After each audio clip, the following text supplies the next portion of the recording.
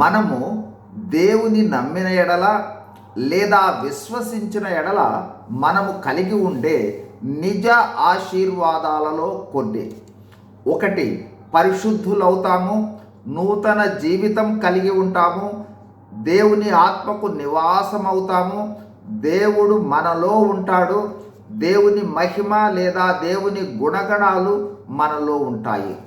2, దేవుని రాజ్యమైన పరలోక వారసులమవుతాము, పౌరులమవుతాము. 3, దేవదూతల సంరక్షణ మనకు ఉంటుంది. 4, జీవ గ్రంథంలో మన పేరు లిఖింపబడి ఉంటుంది. 5, భవిష్యత్తులో లోకమునకు దేవదూతలకు తీర్పు తీర్చుతాము. 6, దేవుడు తన కుమారుడైన యేసు ప్రభువును రెండవ రాకడలో పంపినప్పుడు మనము మరణించి ఉన్నా జీవించి ఉన్నా మహిమా శరీరాలతో మేఘముల మీద యేసు ప్రభువు ఉన్న మధ్య ఆకాశమునకు తీసుకుని పోబడతాము. 7, యేసు ప్రభువుతో 7 సంవత్సరాలు మధ్య ఆకాశంలో ఉండి తరువాత ఆయనతో పాటు భూమి మీదకు వచ్చి ఆయనతో కలిసి 1000 ఏండ్ల పాలనలో పరిపాలన చేస్తాము.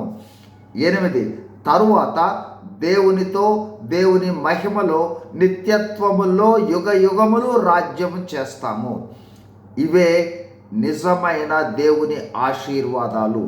ఈ ఆశీర్వాదాలను పొందుకున్న క్రైస్తవులమైన మనము ఈ ఆశీర్వాదాలు వచ్చు మార్గమైన యేసుక్రీస్తు ప్రభువును, యేసుక్రీస్తు ప్రభువు మరణ భూస్థాపన పునరుత్థానాల సువార్తను ప్రకటించి అందరూ ఈ ఆశీర్వాదాలు పొందటానికి మనము కారణమవ్వాలి.